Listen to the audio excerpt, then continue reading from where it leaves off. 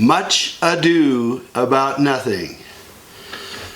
Many over the last couple of days have expressed, especially the last day or so, have expressed disappointment that Freedom Day didn't turn into a grand, majestic adventure worthy of celebration for the rest of our lives. A day that we would hold out like the 4th of July, Christmas, or New Year's.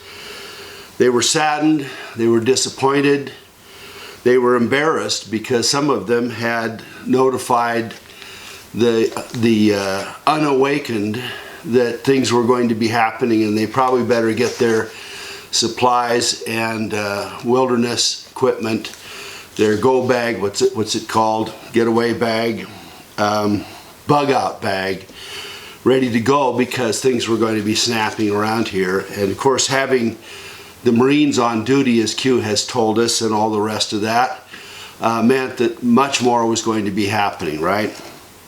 Well, the Congress did go into retreat, and there just happens to be a security bunker where they were.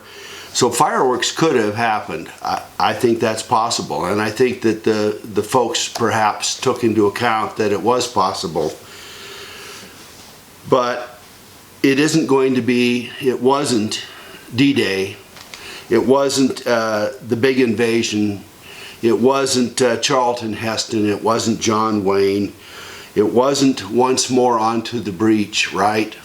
Well, we don't know. Not everything is going to unfold in a day. I don't think Q said that. I didn't say that.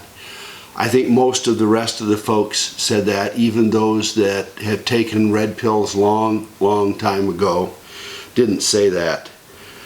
We're not going to see, in all great likelihood, at least not for a while, Trump going on every channel and declaring that there is an unconditional surrender of every element of all the dark state that has been going on. The question then is, surrender of whom? And you know, for those of us who are awakened, we have looked. We're the odd outcasts, right? We're the tin hats. We're the ones that have noted all the things that have gone wrong with this country and throughout the world. The things that we began to see all fit together.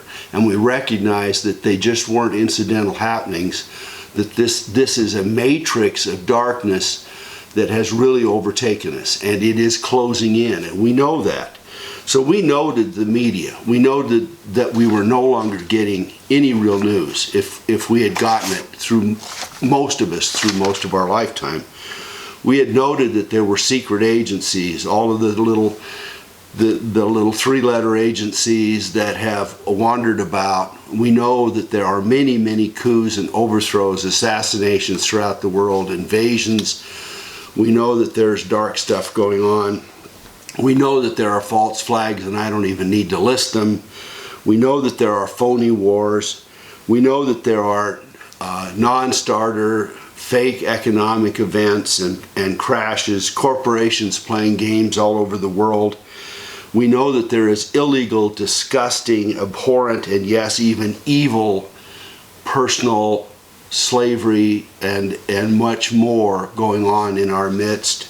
We see the edges of it. The iceberg has a tip, and it's not 10% that we see. It's much less than that most of the time, and the rest of it is under this dark, murky place that we have come to call the swamp, which is just Washington, D.C., that got partially drained many years ago to be built, and now it's back underwater, and we know that.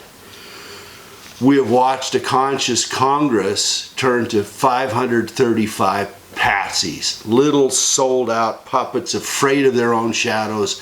They wouldn't say, yeah, I'll use the word, they wouldn't say shit if they had a mouthful.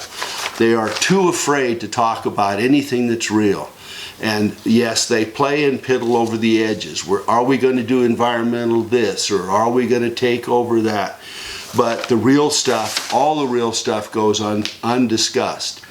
We don't have a 500-pound gorilla in the room. We don't have the naked king. We have everything fake in Congress. and they're playing with the tiddlywinks in the corner while everything else sits there unattended. So behind it all, we have become aware of the deep, dark evil which sees us as puppets, as slaves, as livestock, as chess pieces, as the discardable ones. And we know that at some point we could be discarded, and discarded in lots of ways that most of us don't even want to think about. And we think of the 70 years of entrenchment that has gone on, and some of you will say, and I know you're right, it isn't 70 years. In this country, at least, it's 250, and it may be a couple thousand years, and it may be 10 or 20,000 years. I don't even need to talk about that now. Sometime I would like to, but I don't need to talk about it now. So what Q has said, and let me tell you why I'll take that with a grain of salt, to be patient in one fashion or another, that things are unfolding, that most that is going on right now is going on behind the scenes and is not observable, and some of it's too dark and evil to even tell us about, or we'd scatter like chickens being chased by the fox. So there are some things, progress is being made. I mean, the memo is going to get released.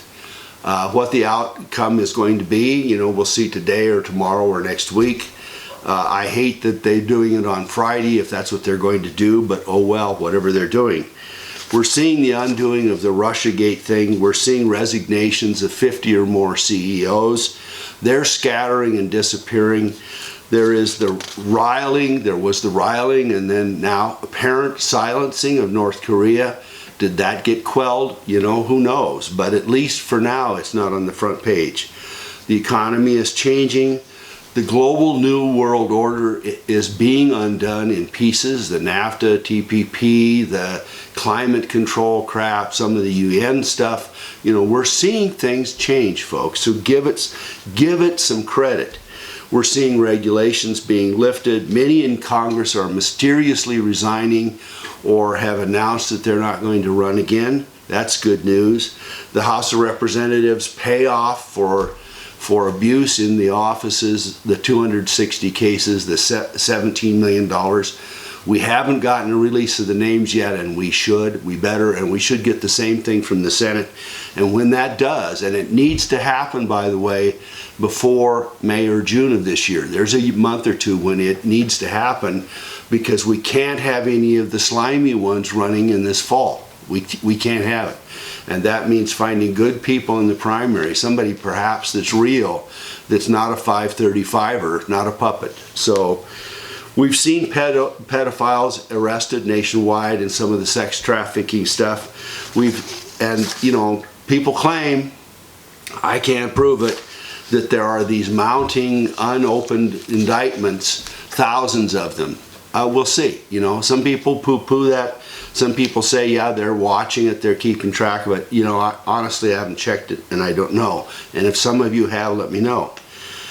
It took 7 years for this country to win independence in the Revolutionary War. Washington won perhaps 2 battles.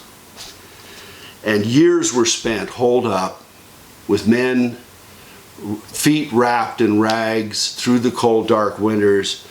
They were discouraged, they were hopeless. Some of them gave up, some of them went home, some of them went back to their farms. But a few hung on, and a few kept encouraging. And our greatest president, Washington, held tight.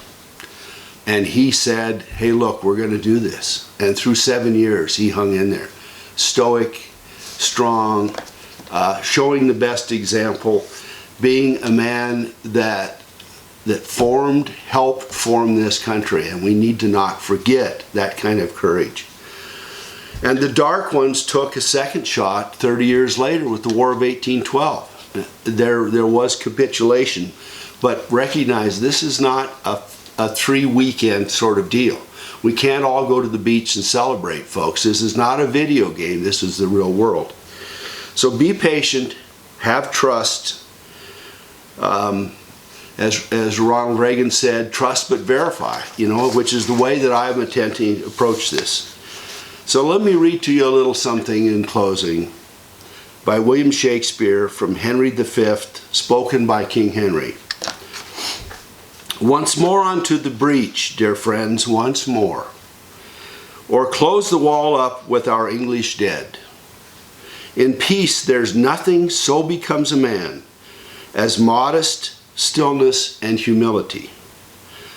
But when the blast of war blows in our ears, then imitate the action of the tiger.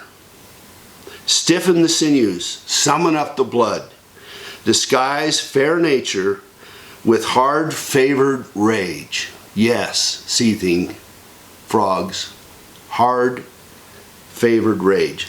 I divert. Then lend the eye a terrible aspect.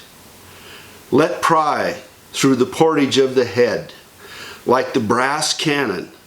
Let the brow overwhelm it, as fearfully as doth a galled rock overhang and jutty his confounded base, swilled with the wild and wasteful ocean. Now lit the teeth and stretch the nostril wide. Hold hard the breath and bend up every spirit to his full height. Let's do that, okay? That's not the whole soliloquy, but let's hold to it and let's be patient.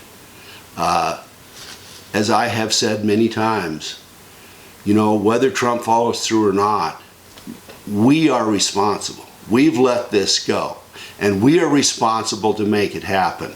We are responsible to hold faith and hold courage, to unite and stand up and not let this go away, because this is our grand opportunity, whether Trump follows through or not. Thank you.